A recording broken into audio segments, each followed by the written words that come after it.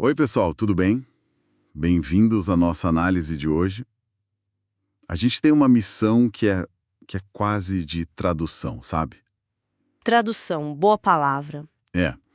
Como é que a gente pega um debate adulto, que costuma ser cheio de polêmica, de palavras difíceis, e transforma numa conversa simples, honesta, com uma criança de 12 anos? Uhum. A questão central é essa: como explicar por que uma mulher trans é uma mulher? E para guiar a gente está usando um artigo de 14 de fevereiro de 2026, do jornalista Mauro Silva.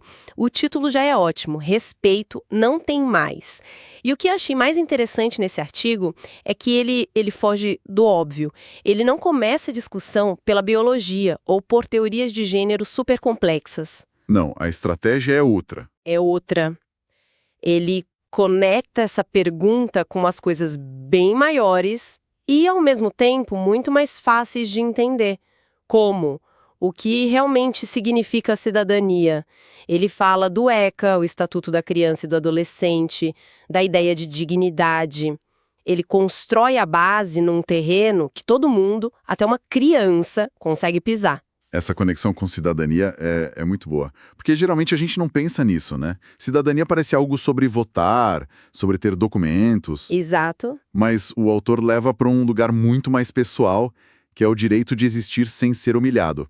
Você acha que essa redefinição é o ponto de partida para todo o resto do argumento dele? Ah, com toda certeza. Porque se ele começasse falando de cromossomos para uma criança, ele perdia a atenção em um minuto. Na hora. Mas se ele começa com "você tem o direito de não ser humilhado na rua", ele cria uma base comum. É um sentimento que a criança entende na pele. E o texto reforça que isso não é só uma ideia bonita, sabe? É lei. O ECA fala exatamente sobre isso, sobre direito à dignidade e ao respeito. Ele pega um conceito da lei e traduz para uma experiência humana, né? Perfeito, é a partir daí que ele constrói todo o resto. Faz todo sentido. E para deixar isso ainda mais concreto, ele usa a primeira grande analogia do texto, que é impossível não entender. É a história do colega de escola. É muito boa. Ele pede para a criança imaginar um amigo, o João. Um dia o João chega e fala: "Olha, pessoal, a partir de hoje eu prefiro ser chamado de Gabriel." Certo. Aí o texto pergunta: qual é a coisa certa a se fazer? E a resposta é óbvia, né? É óbvio. Você vai chamar ele de Gabriel, ninguém vai pedir a certidão de nascimento dele para conferir. É um gesto básico de educação, de amizade, de respeito. É isso. E é com essa base tão simples que ele finalmente introduz a questão da mulher trans. Ele explica: bom, é uma pessoa que quando nasceu, todo mundo olhou e disse, é um menino, mas que por dentro, na sua identidade, sempre se sentiu e se reconheceu como mulher. O pedido dela é o mesmo do Gabriel. Por favor, me chame pelo que eu sou. Exatamente. E é aí que o autor, ele sobe um degrau na complexidade, né? Ele sabe que só a analogia do nome talvez não seja suficiente. Então ele busca um reforço de peso. Ele joga na mesa uma frase clássica da Simone de Beauvoir: "Não se nasce mulher, torna-se." Que pode parecer complicada? Pode parecer, mas o jeito que o autor usa é bem direto. Ele quer dizer que, além da biologia, a sociedade nos ensina o que significa ser mulher. O jeito de se vestir, as atitudes que esperam de você, os desafios. É uma construção social. Exato. E a sacada dele é usar essa ideia para ampliar o debate. Ele não está negando a biologia, mas está dizendo que ela não é história completa. Se a identidade da mulher cis, que não é trans, já é em parte construída socialmente, por que a identidade da mulher trans seria menos válida? A pergunta que fica no ar é: se ser mulher é também uma experiência social, por que negar essa experiência a alguém, né? Muitas vezes com tanta agressividade. Exato. Mas, claro, essa ideia não é um consenso. E o autor sabe disso. Ele se adianta a uma das críticas mais comuns. Sim, ele mergulha de cabeça num argumento muito delicado, que às vezes vem de mulheres cis.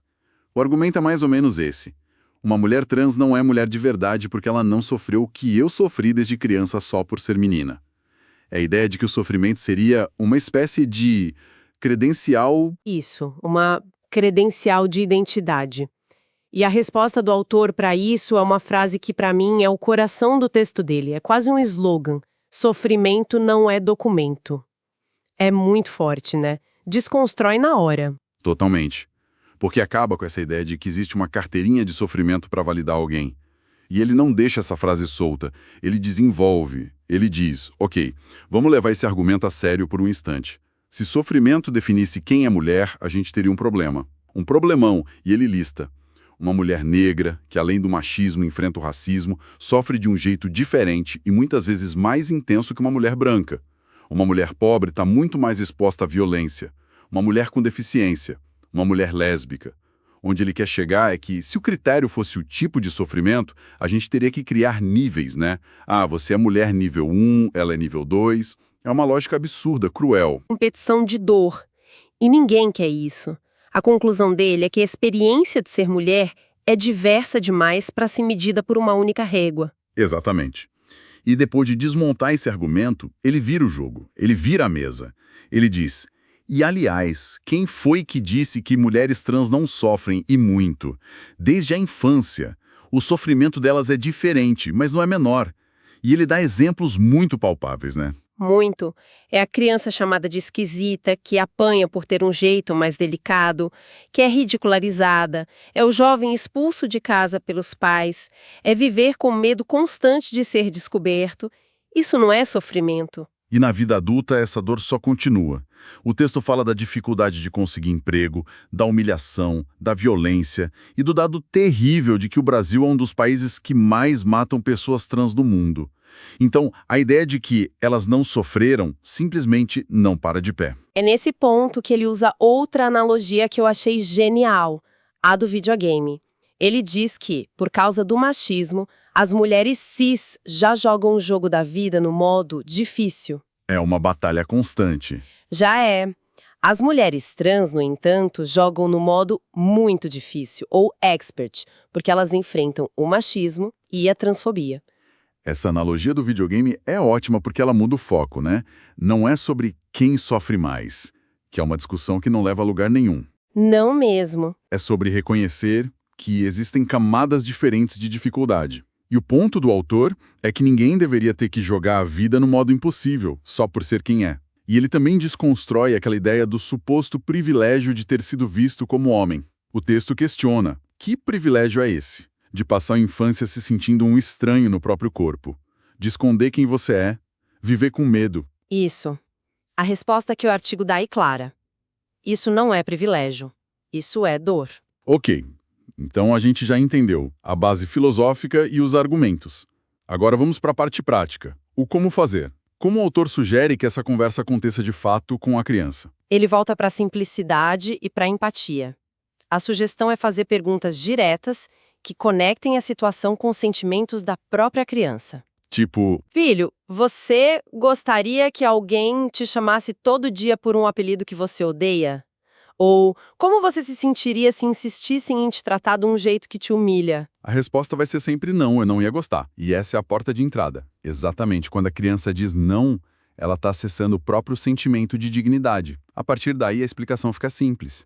Então, quando a gente se recusa a chamar uma mulher trans de ela, a gente está machucando ela do mesmo jeito que a gente não gostaria de ser machucado. É transformar um debate político numa lição sobre respeito mútuo. Exato. E o que eu acho mais forte no texto é que essa simplicidade não é ingênua. O autor mostra que essa ideia de respeito não é só uma questão de bons sentimentos. De forma alguma. Ele ancora essa abordagem em princípios legais do Brasil. A nossa Constituição fala em dignidade da pessoa humana, fala em igualdade, em não discriminação. Certo. Ao fazer isso, ele eleva o debate. Recusar o respeito à identidade de gênero de alguém não é uma simples opinião. É um ato que flerta com a discriminação. A mensagem é: respeito não é opcional, é um pilar da cidadania. O texto também aborda um sentimento que muitas pessoas relatam, que é o de incômodo. Ah, eu não tenho nada contra, mas me sinto incomodado. O autor tem uma analogia para isso também. Sim, e é outra do cotidiano. Ele diz: você pode estar num restaurante e se sentir incomodado com alguém que fala muito alto na mesa ao lado. Acontece. É um direito seu se sentir assim. Mas esse seu incômodo não te dá o direito de levantar e agredir a pessoa. O seu sentimento não cria um direito de desrespeitar o outro. A gente precisa aprender a lidar com os nossos incômodos. E esse incômodo muitas vezes está ligado a um medo, né? O medo da perda de espaço. A ideia de que se as mulheres trans forem aceitas, as mulheres cis vão perder alguma coisa. O autor é muito direto nisso. Ele argumenta que direitos não são um jogo de soma zero. Onde para um ganhar, o outro tem que perder. Isso. Aceitar mulheres trans não apaga a luta histórica das mulheres cis por salários iguais, contra a violência, nada disso desaparece.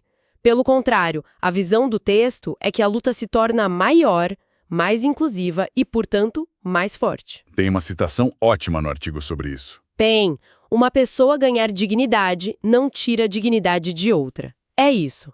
Inclusão não subtrai, soma. O que nos leva à síntese do texto, a grande mensagem sobre o que é ser cidadão numa sociedade diversa. Não pode ser um clube privado, né? Exatamente.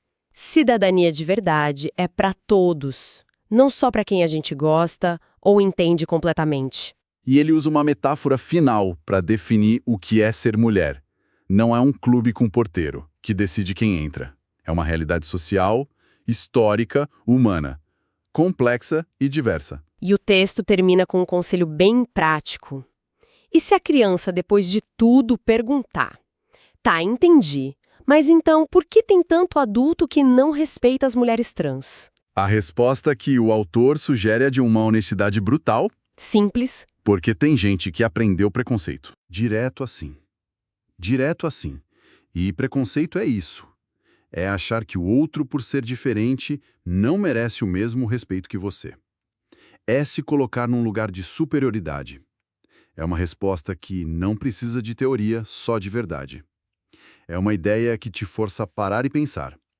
E no finalzinho, o texto direciona uma reflexão para as mulheres cis. É quase um chamado à aliança. Sim, é a conclusão mais política do artigo. O autor argumenta que usar o próprio sofrimento como uma arma para excluir mulheres trans não combate o sistema que causa o sofrimento. O patriarcado. O patriarcado. Na verdade, ele se fortalece com a briga entre as mulheres.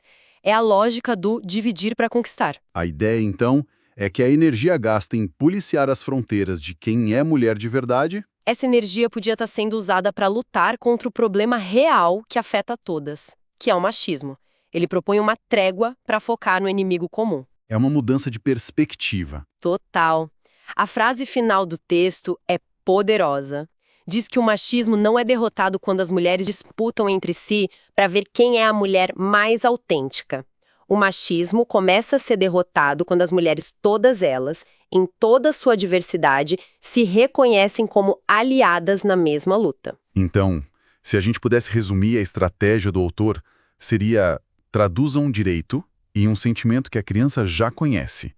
Em vez de falar de dignidade de forma abstrata, ele pergunta: você gostaria de ser humilhado? É uma mudança de chave muito poderosa. A grande lição é que o respeito à identidade de uma pessoa não diminui a de outra. Pelo contrário, fortalece a dignidade de todo mundo. Isso nos deixa com um pensamento final, que o próprio material inspira. O texto todo se concentra em como ensinar uma criança usando empatia e simplicidade. Isso levanta uma questão, né? Se a base para ensinar uma criança é o respeito fundamental, o que isso revela sobre os debates labirínticos dos adultos? Será que, ao tentar intelectualizar tanto a questão, com teorias e contra-teorias, os adultos às vezes perdem de vista o princípio humano básico, que uma criança parece entender com mais facilidade? A de que ninguém gosta de ser desrespeitado.